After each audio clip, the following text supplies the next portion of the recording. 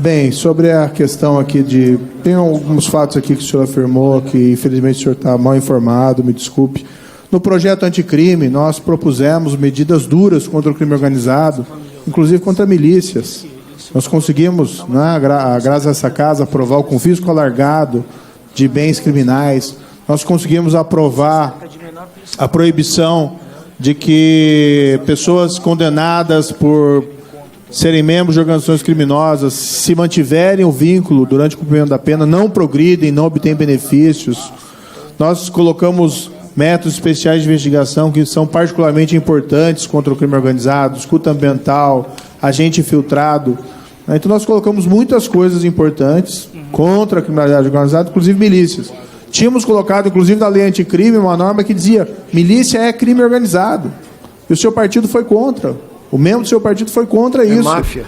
Nós tínhamos colocado lá de maneira clara, olha, crime organizado entre as organizações criminosas, essa e lá milícias. E, surpreendentemente, para mim, pelo menos, o PSOL foi contra esse tipo de medida. Então, da parte do governo federal, da parte do Ministério da Justiça, da parte das polícias, não existe qualquer proteção a crime organizado ou quem quer que seja.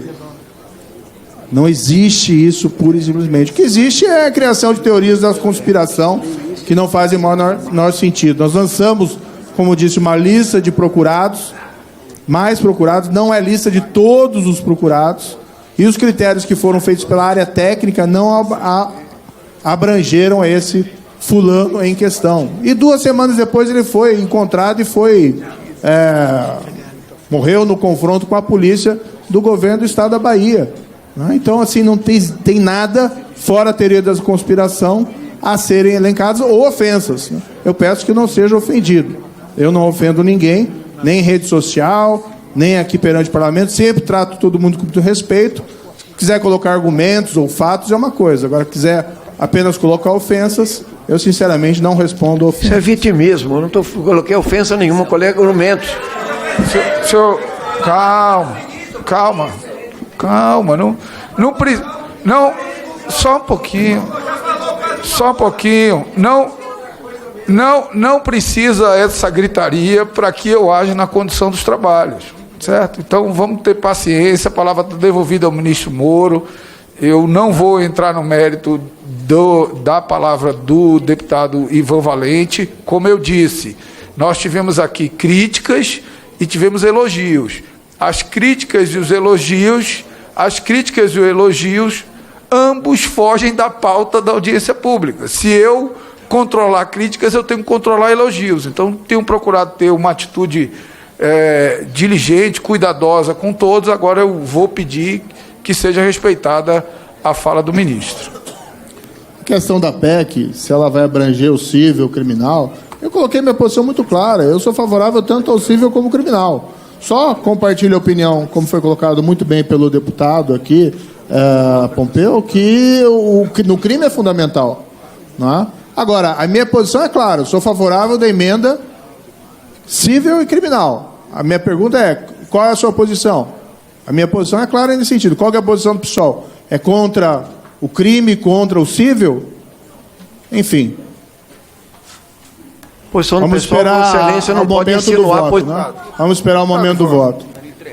Agradeço aqui as ponderações da deputada Carolina de Tone. Elogio, né, por ter atuado aqui foi relatora, deu parecer para o favorável a essa emenda quando estava na CCJ. Acho que isso foi muito importante.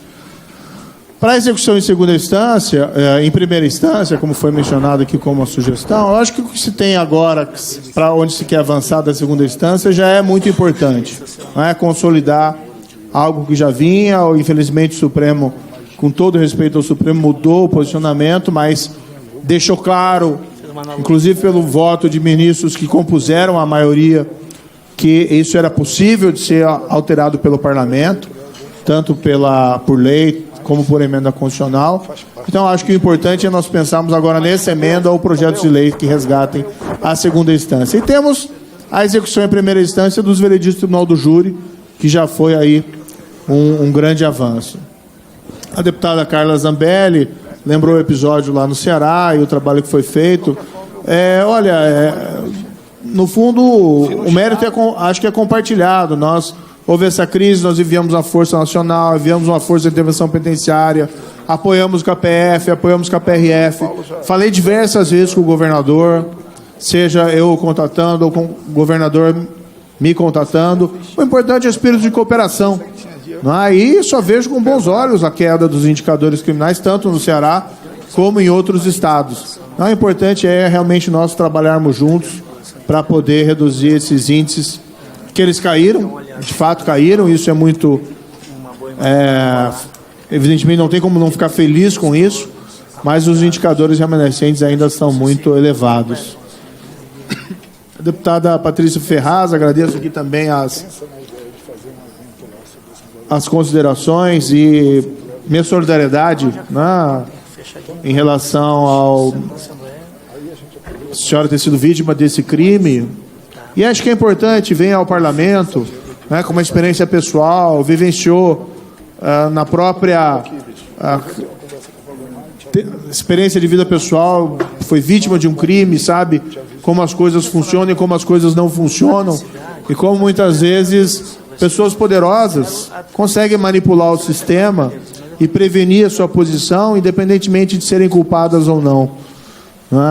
Um tribunal chegar a um caso de violência doméstica e minimizar e reconhecer a prescrição realmente é um fato lamentável. E essa emenda é um dos caminhos para evitar que essas situações se repitam. Nós estamos em conversação avançada com várias parlamentares, tanto do Senado como da Câmara, e que pretendemos apresentar nos próximos 30 dias um projeto de lei tratando desse tema da violência contra a mulher, alguns aspectos específicos, e temos certeza que vamos contar com o apoio dessa Casa, do Senado, para que nós consigamos avançar nessa área realmente carente de maiores esforços.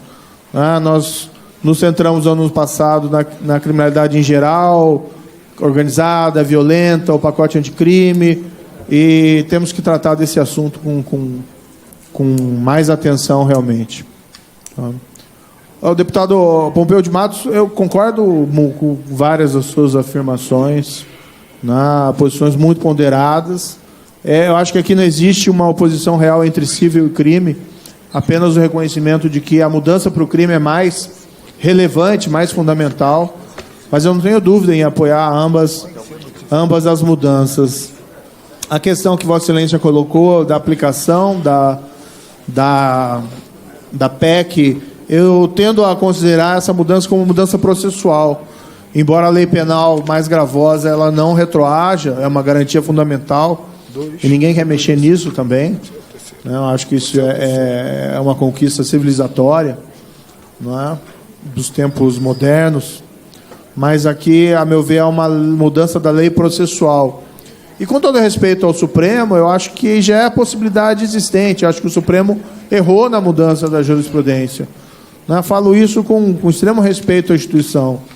Se é uma mudança, se já é uma possibilidade do sistema atual, não creio que exista uma lei mais gravosa propriamente dita, apenas uma correção de um equívoco de interpretação do Supremo Tribunal Federal. Então, a minha posição particularmente é que deveria valer para os casos pendentes, não só para os casos futuros, mas ponderados as suas posições. O deputado Gilson Matos, também agradeço. Marques, perdão, as palavras gentis. De fato, a questão da uniformização, nós não temos... Eu diria o seguinte, algo que prejudica essa uniformização é a própria quantidade desses processos. Então, imagine-se lá como um ministro do STJ, 33 ministros, todo ano chegando 399 mil processos novos. É algo muito difícil de ser tratado de uma maneira estrutural, racional. Se tivéssemos menos processos, tanto no STJ como no STF, eu acredito que isso facilitaria o trabalho dos ministros para proferir julgamentos mais ponderados, consolidados e deixar claro às instâncias inferiores qual é a posição da Corte nos mais variados assuntos. mas muito bem colocada a sua ponderação dessa preocupação de que, com ou sem a emenda, nós tenhamos aí julgamentos mais uniformizados nas nossas cortes superiores. Nicolete, realmente eu vou para Roraima, né? Vou fazer a visita lá, inclusive a Pacaraíma, amanhã, tentar ver em loco a situação. É um problema complexo, não é um problema só enfrentado pelo Brasil. O tema dos refugiados é um tema presente, por exemplo, na Europa, né? Nós acho que melhoramos, tá, o trabalho nas nossas fronteiras, principalmente com o programa Vigia do Ministério da Justiça, e também é um programa que mostra a integração. Não é? O que é importante é que os estados, a União e até mesmo os municípios, em certos aspectos, trabalhem juntos. E esse programa Vigia é parte da otimização, da utilização das forças locais, em contato com as forças federais, para que nós tenhamos melhores resultados nas nossas fronteiras. Então, esse programa Vigia está em vários estados, está funcionando bem. Claro que isso não significa que os problemas foram resolvidos, o desafio é enorme, mas o importante, acho que nós construímos políticas públicas que estejam direcionadas para o lado correto, né? Então, nós precisamos melhorar e trabalhar para essas melhorias. A própria decisão do presidente Jair Bolsonaro de ampliar o número de concursados, tanto da PF como da PRF, e agora autorizou recentemente um concurso para agente penitenciário federal, ilustra, né, essa compreensão de nós precisamos investir na segurança, não existe outro caminho, né? Claro que avanços tecnológicos, planos e estratégias bem feitas fazem também a diferença, mas na ponta nós sempre vamos precisar desses corajosos policiais, agentes penitenciários, homens e mulheres na ponta fazendo o seu trabalho. Nós precisamos realmente aumentar os efetivos. Isso é válido para o governo federal, que tem feito a sua lição de casa, também é válido para os estados. Desculpe, tem mais aqui o deputado Paulo Ramos.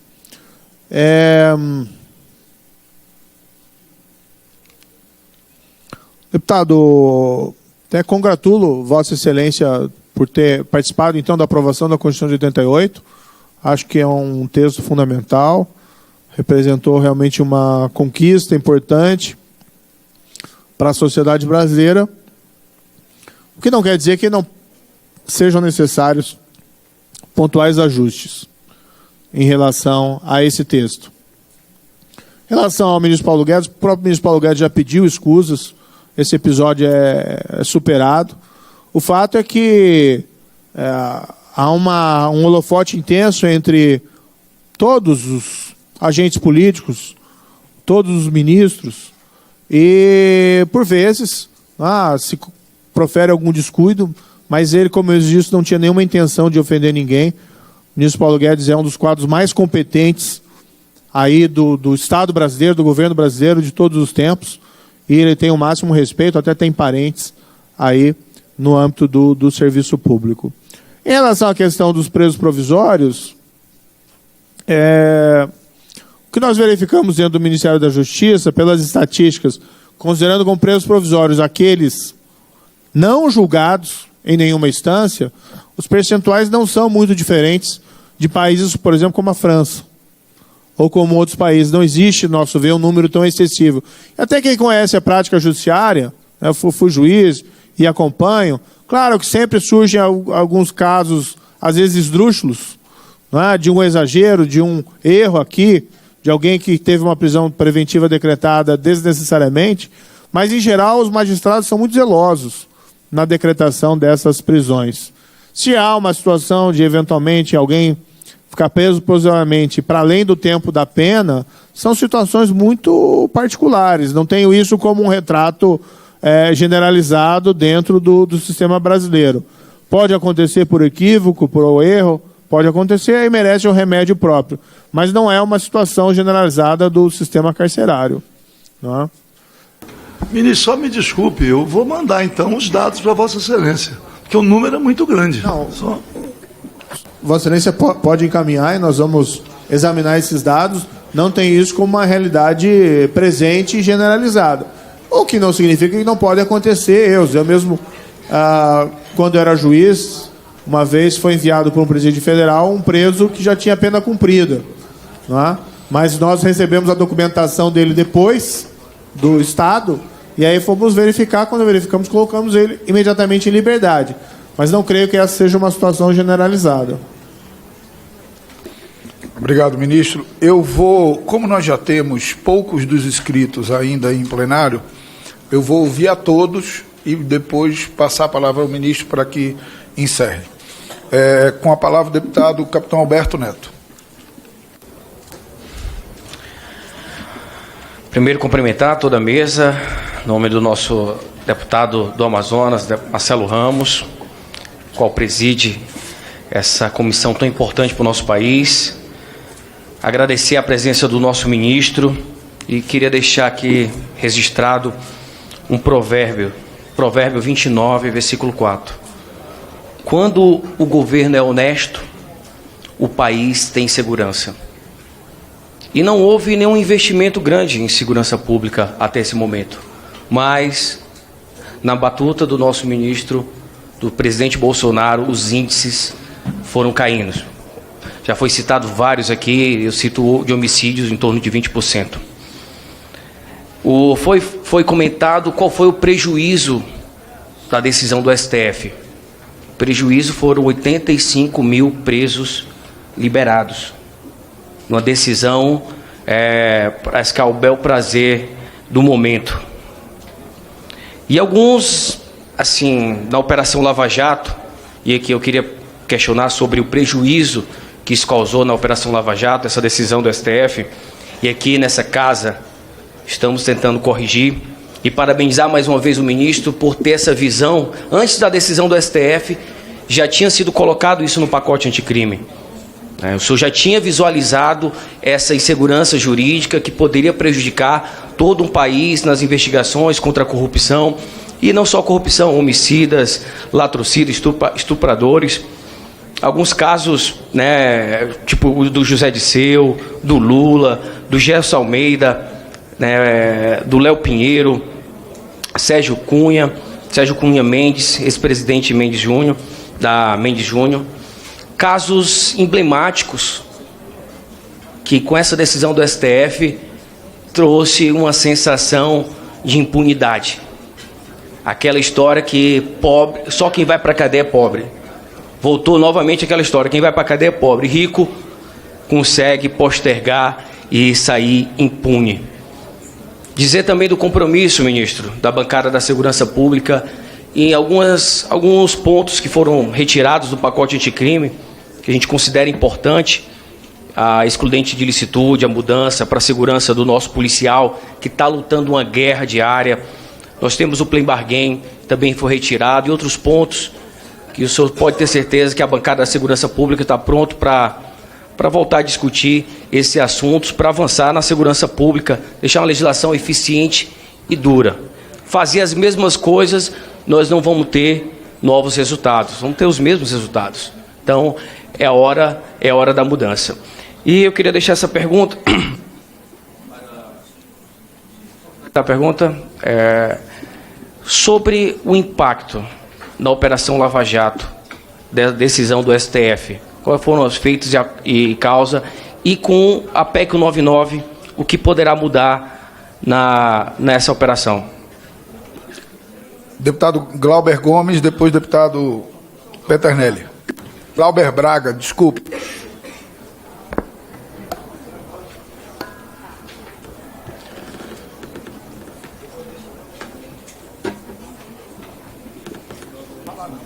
Senhor presidente, apenas uma observação. Eu estou observando aqui alguns deputados com a coloração esverdeada. Isso aí deve ser fome. Então nós temos aqui algum mix de castanhas para aplacar a fome antes que alguém desmaie. E segunda observação, eu gostaria de entregar ao ministro Sérgio Moro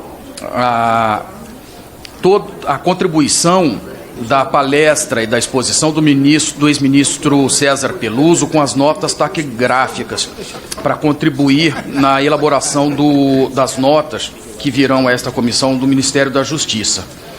E, da mesma forma, o que virá do Ministério da Justiça, nós vamos entregar também para os futuros expositores, a fim de que tenhamos um acervo substancioso de contribuições para a produção do nosso relatório. Então, entrego em mãos ao ministro. Com a palavra o deputado Glauber. É lobo em pele de cordeiro. O senhor Sérgio foi muito bem treinado nas relações com o projeto Ponte, com o governo dos Estados Unidos, nas visitas que fez ao Departamento de Estado. Mas a verdade, senhor Sérgio, é que o senhor é um capanga. Capanga da milícia, capanga da família Bolsonaro. E eu...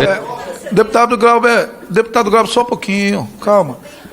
Só um pouquinho, calma. Deputado Glauber, todas as críticas dentro do limite de urbanidade, elas têm sido aceitas aqui na comissão. Eu sei que é o estilo de Vossa Excelência, eu não quero impedir a isso, mas quero que a gente tente evitar, ao final da audiência, um acirramento aqui nas relações. Então, eu não vou, de forma nenhuma, reprimir as críticas duras e contundentes de Vossa Excelência.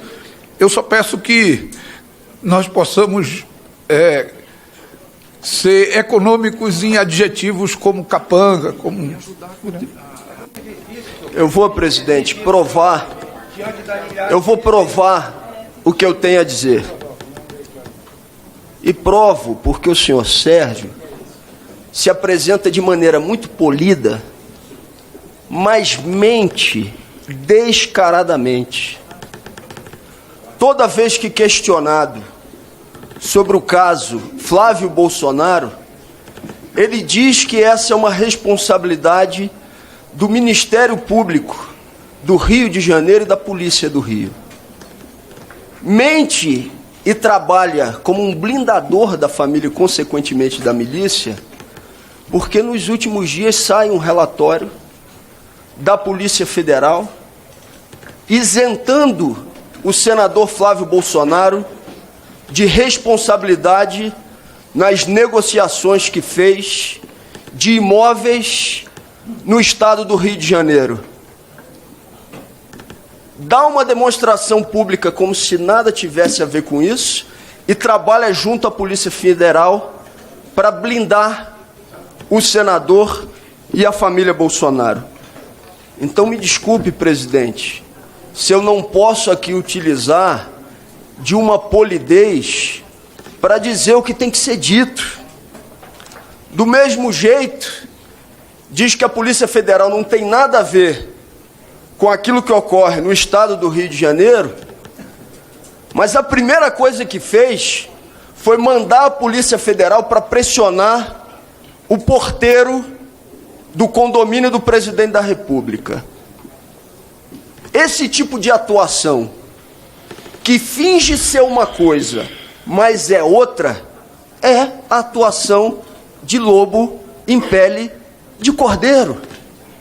Finge se apresentar nessa comissão, na CCJ, como um defensor do Brasil contra a corrupção, mas está no exercício do Ministério da Justiça, blindando corruptos e, mais do que isso, sendo parte numa articulação que blinda o crime organizado. Por favor, está atacando. É isso. Não.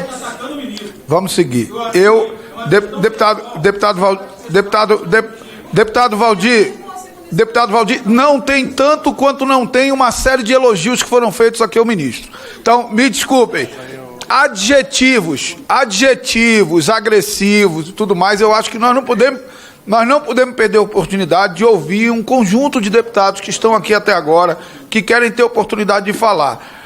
É difícil, deputado Valdir, a gente controlar o que o deputado vai falar. Eu já fiz um apelo ao deputado Glauber, faltam 43 segundos na fala do deputado Glauber, eu renovo o apelo, mas vou garantir a fala do deputado Glauber e depois até posso passar imediatamente a palavra ao ministro e depois retomar as discussões. Só peço que o meu tempo de 40 segundos E 43 segundos. ser disponibilizado. Eu sei que a minha fala faz com que alguns representantes do governo Bolsonaro fiquem inquietos. Sabe por que os senhores ficam inquietos? Porque querem que a milícia no Brasil não seja devidamente apontada como crime organizado, porque ela faz parte da estruturação do projeto de poder dos senhores.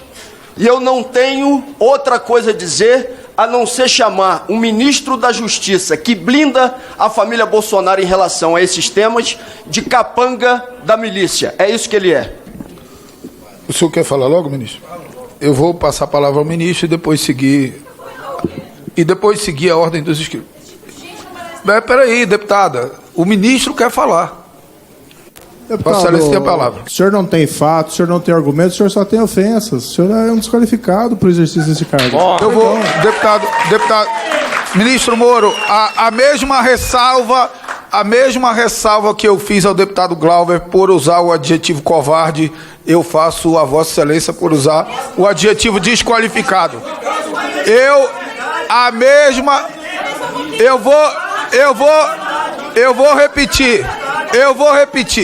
vou repetir. A mesma ressalva, eu vou repetir. O presidente dos trabalhos sou eu.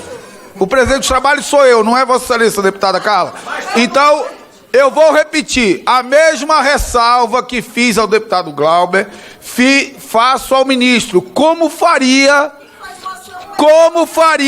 com qualquer pessoa que chamasse Vossa Excelência, por exemplo, de desqualificada numa audiência pública. Então não é uma atitude parcial, é uma atitude de que dentro do parlamento ninguém, pelo menos numa sessão que eu presida, vai chamar nenhum parlamentar, nem o ministro, nem ninguém, nem alguém da oposição.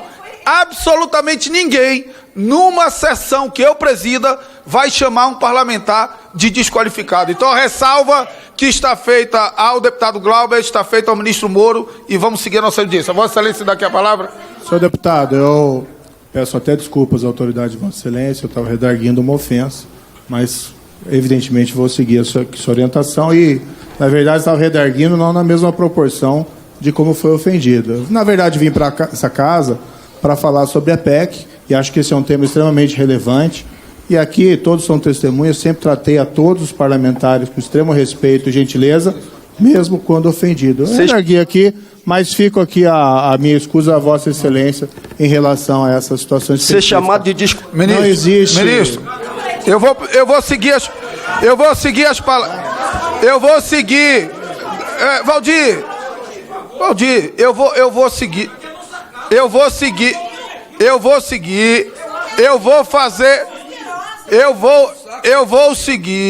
vou fazer o reconhecimento da ressalva feita pelo ministro de que, pelo menos no trato comigo e com esta comissão, ele foi, desde o primeiro momento do convite, extremamente educado, zeloso, e eu preciso fazer esse registro. Mas a condição de educado, de zeloso, não permite a utilização de um adjetivo em relação a um deputado. Numa comissão que eu presida, isso não vai acontecer nem com o deputado Glauber e nem com deputado nenhum. Eu passo a palavra ao próximo inscrito. Eu tinha lido a ordem de inscrição porque o deputado Arthur Maia não estava dentro da sessão e eu considerei que não voltaria. Então, eu vou passar ao deputado Arthur Maia, depois o deputado Peternelli e o deputado Eder Mauro.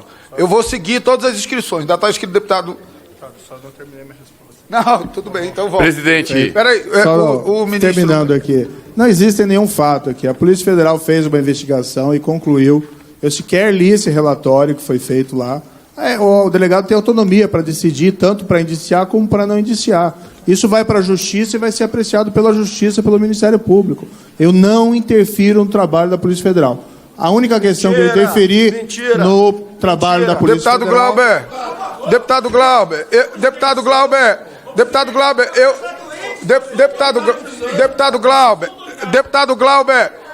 Glauber, eu fiz um gesto, não de respeito a Vossa Excelência, mas de respeito ao Parlamento.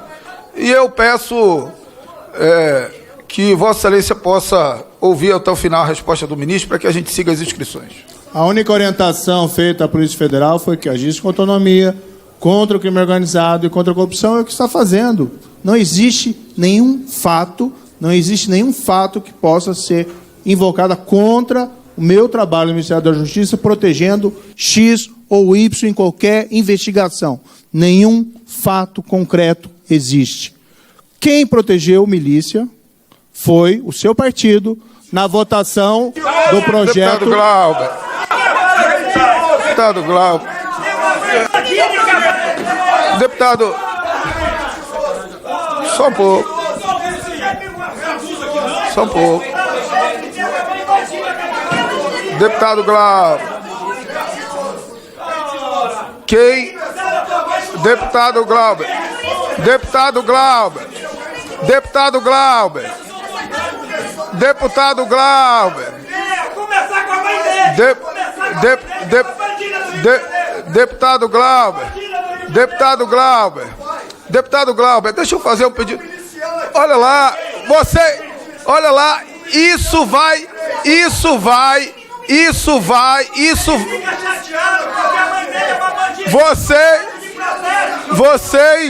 vocês estão, eu quero passar adiante as falas e vocês estão permitindo que se crie um fato político com isso. Com a palavra o deputado Peternelli, que é o próximo inscrito. O deputado tem... Ministro, eu gostaria de inicialmente parabenizar pelo trabalho à frente do Ministério da Justiça. Os índices já foram lidos anteriormente. Gostaria, nesse calor dessa disputa, ministro, dizer que eu sou um dos milhões de brasileiros que gostariam de vê-lo no Supremo Tribunal Federal.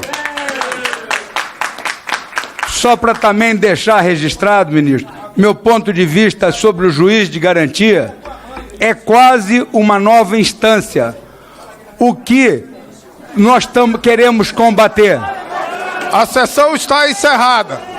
A sessão está encerrada.